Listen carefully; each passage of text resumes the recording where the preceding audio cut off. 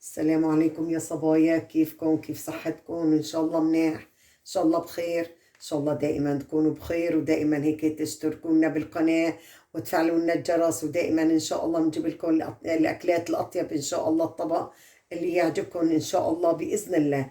اليوم جيناكم بالشيكن إن شاء الله من صدورة الدجاج، أكلة طيبة وإن شاء الله أطيب من المطاعم إن شاء الله بإذن الله، لأنه معنا المكونات كلها موجودة وإن شاء الله أطيب من المطاعم. بتسيح على إيدك يا صبية وبتبقى أطيب وأطعم إن شاء الله بإذن الله. نبدأ بالمكونات. معي 3 كيلو صدور دجاج، 3 كيلو. معي كوب طحين بدي أحطه مع الصدورة. معي كعك 3/4 كوب، كعك مطحون هاي يا صبايا. معي زيت مشان يطري الصدر الفروج إن شاء الله. معي توم. معي بهارات الماجي إن شاء الله، وفيهم ملح إن شاء الله ما تكتروا. معي الصويا إن شاء الله. معي 7 بهارات. معي فلفل أسود. معي بابريكا ناعمة. ومعي زنجبيل مطحون. ومعي خل، بتعرفوا الخل مشان بيعطيني رطوبة للصدر وبيقتل الزنخة إن شاء الله بإذن الله. ومعي 4 بيضات، هي طبعا للأخير بعد ما هلا نتبل التتبيلة بدي أحطها بالثلاجة.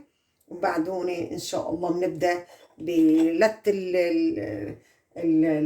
بالبصمات وملت اللحمة إن شاء الله بإذن الله. هي للأخير يا صبايا. معي معلقتين نشا بدي أحطهم مع البصمات. معي بصمات جاهزة يا صبايا.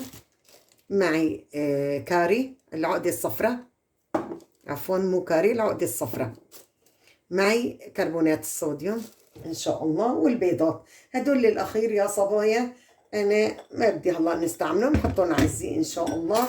ونبدأ على بركة الله. بسم الله الرحمن الرحيم.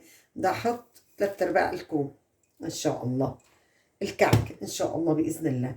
معي كوب طحين حسب الكمية هاي يا صبية، يعني إذا كميتك صدرين معلقتين طحين هاي يا صبايا لا تكتروا. وربع كوب زيت مازولا، زيت زيتون، اللي انتو تختاروا اللي بدكم اياه، يعني الموجود عندكم يا صبايا. نحن ما عم لكم اكثر من هيك. معلقه كبيره 7 بهارات، معلقه يعني صغيره بس معرمه ان شاء الله. فلفل اسود كمان معلقه صغيره بس معرمه.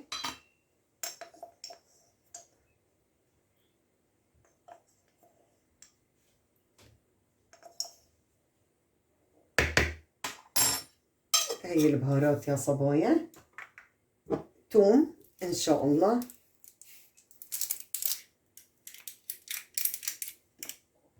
معلقه كبيره توم يعطي الطعم الأطيب يعني. هذا توم مع بصل هاي يا صبايا مخلوط، أنا عندي إياه توم مع بصل. بدي أرجع كمان أحط توم هاي يا صبايا مع خلطة البصمات إن شاء الله بإذن الله.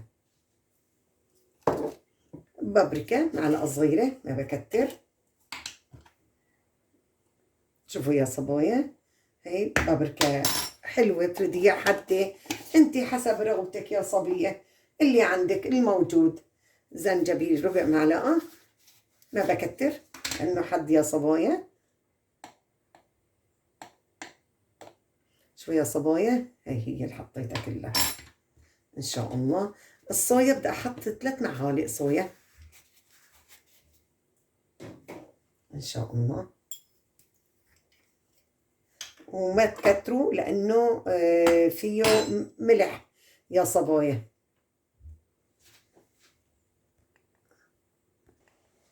شوفوا يا صبايا، هي معلقة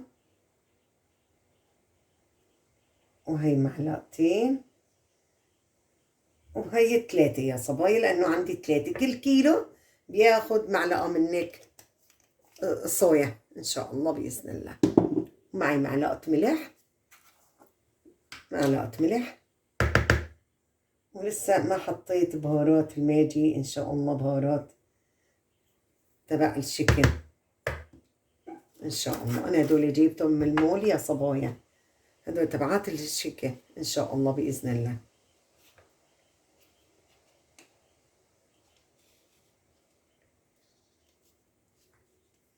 بحط معلقة كبيرة.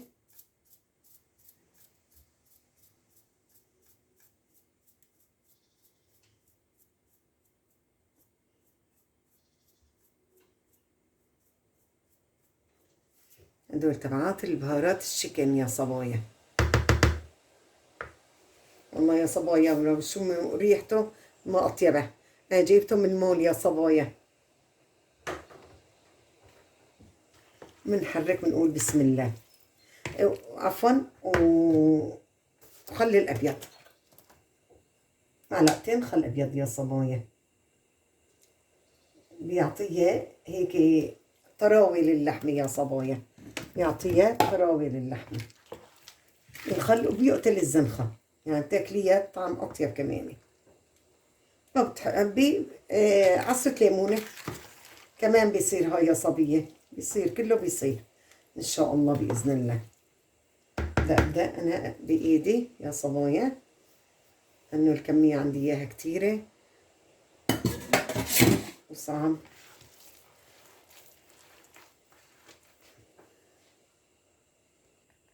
شوفوا يا صبايا لسه بتبلها، والروايح يا صبايا بتجنن والله. صدقوني إني أطيب من المطاعم. جربوها وإن شاء الله تدعوا لي، ودائما بتشاركوني بقناتي مطبخ أيام حلبية إن شاء الله بإذن الله. شوفوا هيك صار عندي جاهزة إن شاء الله. بعيفة 3 ساعات في الفريزر، بعدين بنرجع بنشكلها بإذن واحد أحد إن شاء الله بإذن الله. هيك هلا جهزت يا صبايا. أنا حطيتها ساعة يا صبايا بالثلاجة إن شاء الله. هلا بدي أشكلها إن شاء الله. بلت إيدي شوفوا زيت يا صبايا مشان ما تلزق معنا. وأنتي بالشكلية حسب رغبتك يا صبية، شلون بدك شكلية، يعني طولي قرص شلون بدك أنتي يا صبية شكلية إن شاء الله بإذن الله. وهلا بدي أقلتها بالبصمات إن شاء الله، وعايفة كمان ساعتين بالثلاجة، وبعده بنحط لها البيض والبصمات نقليها إن شاء الله بإذن الله بإذن واحد أحد. والله هيك عم نشبع من البصمات. أنا هدول البصمات جاهزة. شوفوا يا صبايا جاهزة البصمات، جبتها من المول إن شاء الله جاهزة. هي عبارة عن كعك مطحون يا صبايا. أنا باخد شقفة تانية إن شاء الله كمان بنشكلها إن شاء الله اللي بدك اياه، الشكل اللي بدك اياه يا صبية، اللي بدك اياه اللي بيعجبك. هذا الشيء عايد إلك، نحن بس عم فرجيكي الطريقة. شوفوا يا صبايا الطريقة إني قلتها وعايفة كمان بالثلاجة، وبتقدري تفرزيها كمان يا صبية. يعني إمتى من بده يجيك ضيوف عيلتك طلبتها منك بيكون جاهزة. يعني ما دائما عم بحط زيتها يا صبية، هل لتة وبس. شوفوا هو يعني متماسكة، مو اني ما هي متماسكة، متماسكة وشكل كتير كتير يعني طيب وممتاز. ودائما بطلبوا عيلتك منك يا صبية. انا دائما بطلبوا مني يا صبايا عيلتي، ودائما بسيلهم اياه ان شاء الله باذن الله. يلا شوفوا يا صبايا هيك بجهز عنا ان شاء الله باذن الله. وانتم حسب ما بدكم شكلوا على رغبتكم، يعني على الرغبة اللي عندكم اياها. الله بحط لي لحسة، بس شفتي اني بدها تلزق بين ايديك يا صبية ضيقة بتحطي نقطة زيت. يعني انا ما لزقت بين ايدي بس رجعت حطي الزيت. الزيت كمان بيعطي طراوة للصدر الفروج. صدر الفروج ناشف بيعطيه طراوة والطعم أطيب إن شاء الله. أنا مجربته يعني، خاصة وقت اللي بساوي الشيش بحط له زيت يا صبايا مشان برطبه على الشواية. يعني دائما بدهنه زيت منشان يطلع رطب إن شاء الله بإذن الله. وأنتي حسب رغبتك يا صبية. ومن أسرع ما يكون وبدقيقة بالساوية يا صبية. أنا هي امبارح حضرتها على ماكينة الكبة وعفتها بالثلاجة وطالعتها يا صبية. يعني عفتها يعني البراد، يعني مو بيت البوز يا صبايا، البراد بردت عندي، بوظت عندي وصارت أحسن. يعني اللحمة صارت عندي أحسن، صدر الفروج.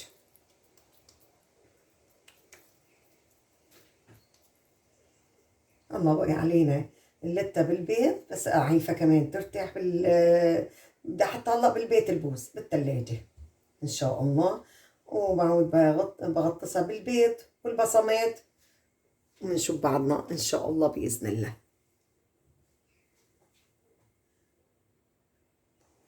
شوفوا يا صبايا، خلصت أول صف وحطيت اللونيلو مشان ما يلزق على بعضه يا صبايا. وشوفوا يا صبايا أفرجيكم شلون متماسكة. شوفوا يا صبايا، شوفوا يا صبايا شلون متماسكة، ولا أبدا نهائيا. هلا بعد ساعتين من بيت البوز بطالع بغطسها بالبيت على البصمات، نرجع مرة تانية إن شاء الله بإذن الله. وأنا حطيت كيس، وإذا حبيتي تفرزية تتفرز معك يا صبية، تحطيها هيك شي، تاخد شوية بوز وبعدين تعبيها بأكياس وبتقيميها وإمتى ما بدك بتساويها إن شاء الله بإذن الله. الله شوفوا يا صبايا، عندي كوب حليب واكتفيت بثلاث بيضات إن شاء الله. هاي البيضة الرابعة عفتها، إذا لزمتني بالأخير إن شاء الله بإذن الله. معي معلقتين نشا كبار، الله بدي أحطهم يا صبايا.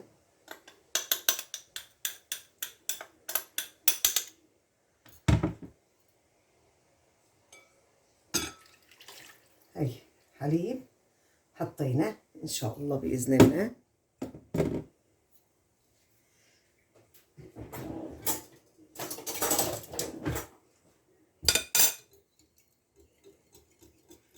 نحركم إن شاء الله.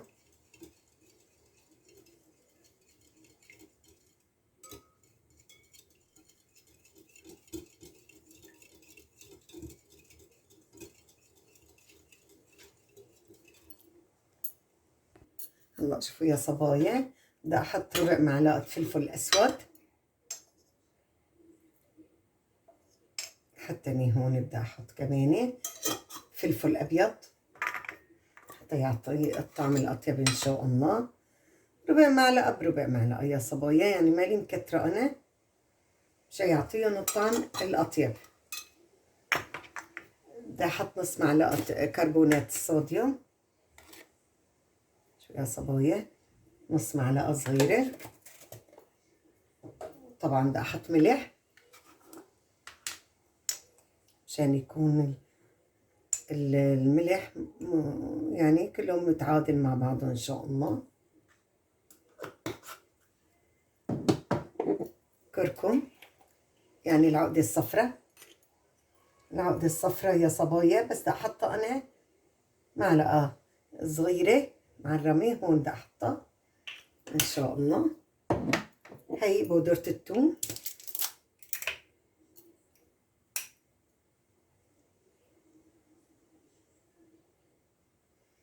هي بودرة الثوم. باقي عندي البهارات الماجي يا صبايا إن شاء الله بإذن الله.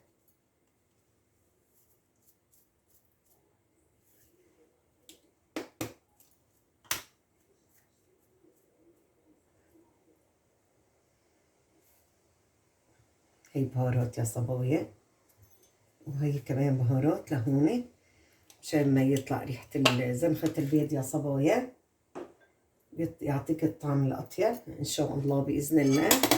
بنحرك فيهم إن شاء الله.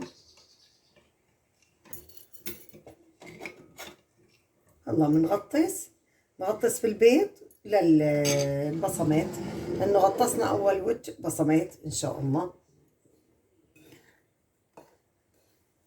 وحطينا ملح، إذا كان ملحهم قليل هون تعادل الملح إن شاء الله بإذن الله، بيعطيك الطعم الأطيب. وجربي يا صبية وممتاز، وإن شاء الله هيك دائما بتشاركونا الفيديوهات، وإن شاء الله دائما عند حسن ظنكم بإذن الله. إن شاء الله دائما بنسعى للتقدم إن شاء الله بإذن الله. إن شاء الله أيام مطبخ أيام حلبية، إن شاء الله نحن بالتقدم بإذن الله. إن شاء الله وشيء بيرضيكم وبيعجبكم، وإن شاء الله الطريقة ناجحة 100%، وكأني بالمطاعم عم تاكلي. يعني أنا بساوي دجاج بدقه، وأنا مصورته يعني منزلته فيديو، وبحشيه جبنة ونفس الخلطة. والله يا صبايا أولادي بقولوا لي أطيب من المطاعم وأنظف، وبتعرفي إيش عم تاكلي يا صبية، بتتهني بأكلك وبشغلك، وهيك يعطيكي راحة نفسية بشغلك إن شاء الله بإذن الله. هلا شوفوا يا صبايا، بعد 3 ساعات رجعنا لكم إن شاء الله من قالتهم بالبيت والحليب، وحطينا له التوابل قدامكم حطيتهم، وهون حطيت توابل كمان، ورجعت ضفت لهم ماجي ان شاء الله، شي تطلع الطعم اطيب ان شاء الله باذن الله. وانا حيطت لهم نايلو هلا من البيت والبصمات للبصمات للقري ان شاء الله باذن الله. بسم الله الرحمن الرحيم.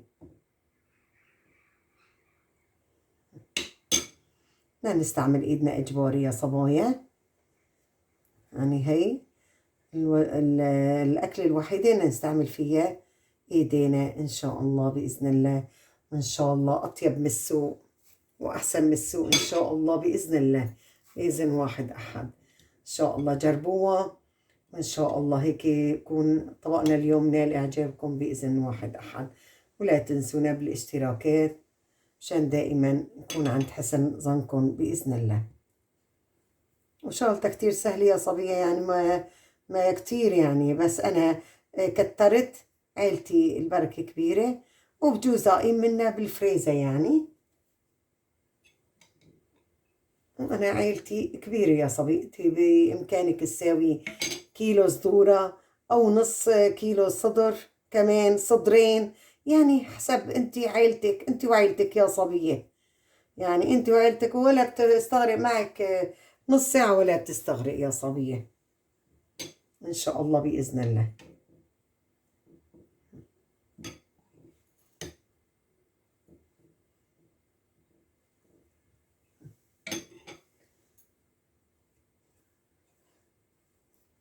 هلا بنروح على القلي بإذن الله، بإذن واحد أحد نقليهم ومنشوف شلون صاروا معنا إن شاء الله بإذن الله. ومتماسكة وممتازة إن شاء الله، ممتازة بإذن الله، بإذن الله ممتازة.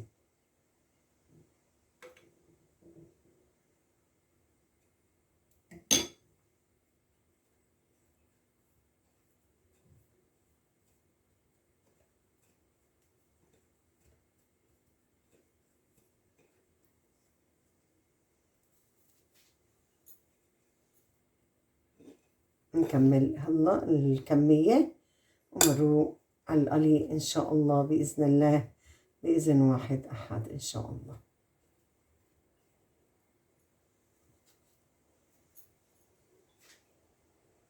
هلا شوفوا يا صبايا، حمي عندي الزيت، نبلش ننزلهم إن شاء الله بإذن الله.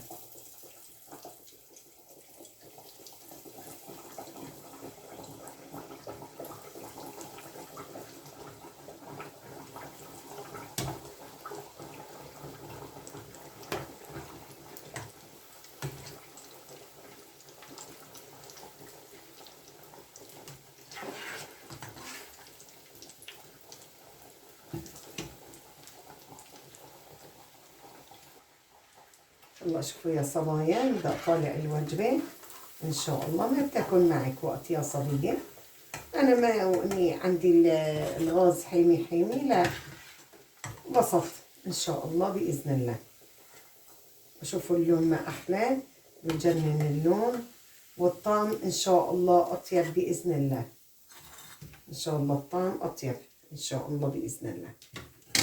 نبدأ ننزل إن شاء الله بسم الله الرحمن الرحيم.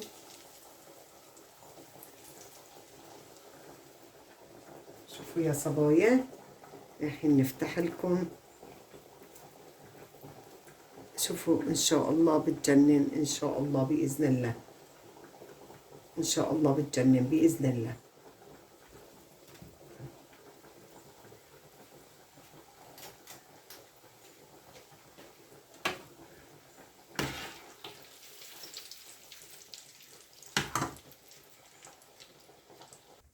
الله هيك صار طبقنا اليوم جاهز، وشوفوا شلون من قلبه استوى. بس انا حطيته على 3، انا غازي كهرباء حطيته على 3 يا صبايا. انتوا بس وطوا الغاز من شان يستوي من قلبه يا صبايا، يعني لا تستعجلوا عليه، على مهلكم.